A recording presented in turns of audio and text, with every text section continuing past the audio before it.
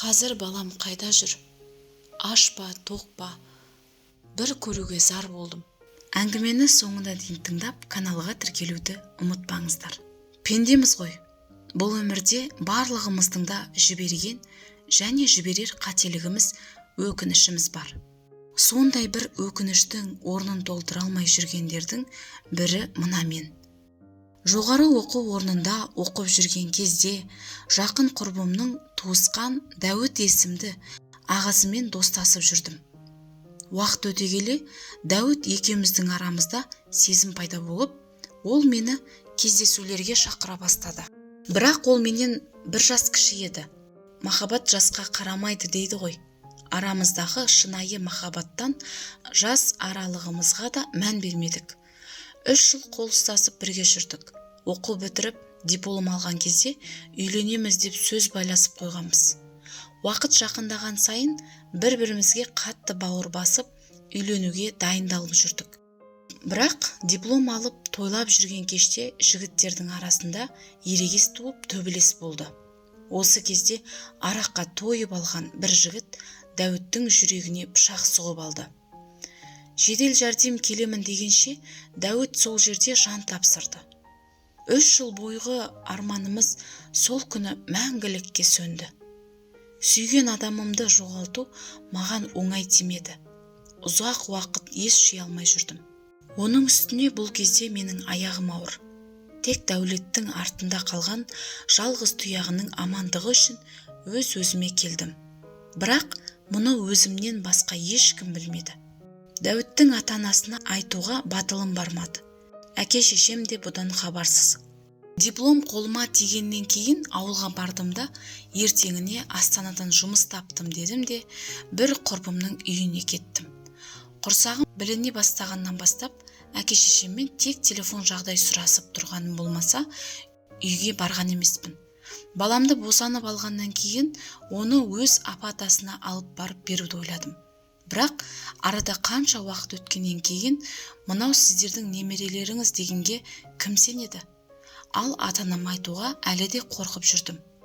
9 ай көтеріп дүниеге әкелген Дәуітімнің көзін ана жүрегім қимаса да, амал жоқ өзге адамдарға беруіме тура келді. Қайда жүрсе де ұрпағын жалғар бір ұлы аман болсын деп ойладым. Сөйтіп перзентханадан шыққан күні баламды өзге бір жас отбасы асырап алды.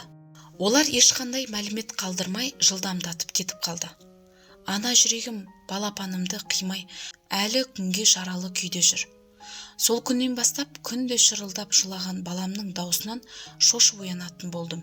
Бір жетідей уақыт өткенде түсімде Дәуітті көрдім. Маған өкпелі адамдай теріс қарап тұр. Баласын өзге біреулерге бергеніме ренжіп жүрау деген ой келді де, 7 шелпек пісіріп, Құран оқыттым.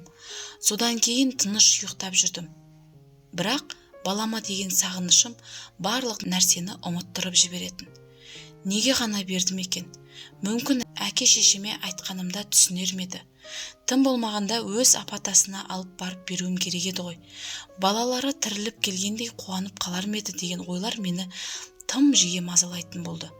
Арада біраз уақыт өтіп, есімді жиып, өзіме өзім келгеннен кейін ауылыма бардым. Ана жүрегі баласының жай күйін қабағынан ұғады ғой. Менің мұң басқан жүзіме қарап-ақ, анам бір көңілсіздікті байқапты. Оны қалай анама айтамын? Өтірік болса да, анамның алдында күліп, көңілімді көтеріп жүруге тырыстым. Бұл кезде мен нағыз тұрмысқа шығатын жастамын. Сыныптас қыздарымнан тұрмыс құрмаған санаулы қыз қалыпты.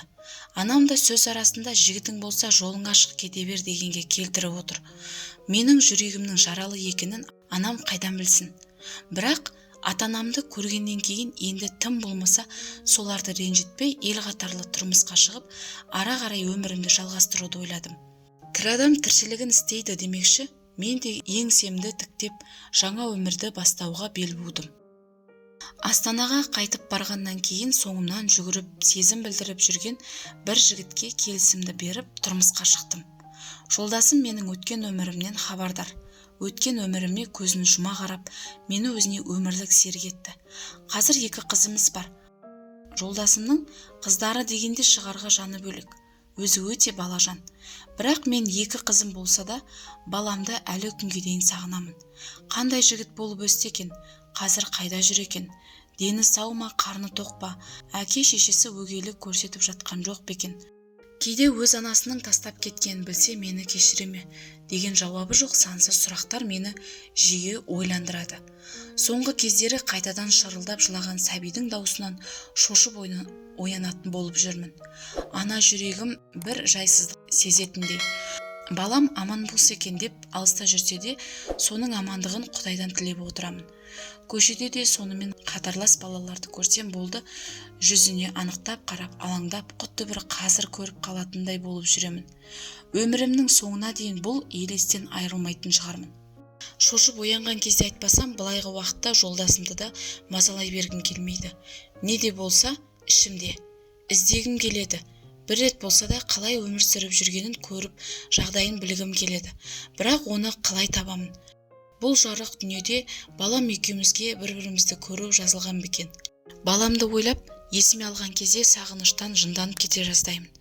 Оны өзге біреулердің қолына беріп жібере салған қателігім үшін өзімді қатты кінәлаймын. Маған ол үшін қандай жаза қолданса да артық болмас деп ойлаймын. Тек 2 қызым үшін ғана өмір сүргім келеді. Алданышым да сол екеуі. Олар жетім өспесін, қиындық көрмесін екен деймін. Тастанды балалар туралы хабар теледидардан көргенде балам есіме түсіп, еріксіз көзіме жас аламын.